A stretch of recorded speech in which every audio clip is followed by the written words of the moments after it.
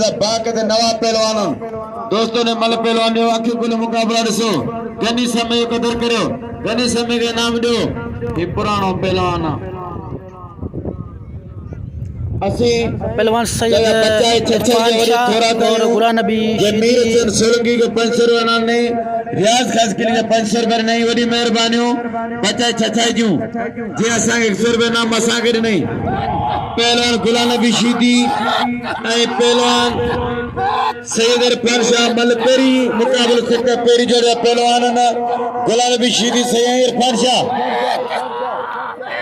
सैयद इरफान शाह और गुलाम नबी शीदी पहले मल का मुकाबला हो रहा है कौन कुछ नसीब है सैयद पहलवान शीदी मलपेरी लगे तारी वाह शीदी वाह सैयद तो जाठा वाह सैयद तो जाठा सैयद जाठा शीदी रम रंगे लचकियो पहलवान गुलाम नबी पहलवान सैयद इरफान शाह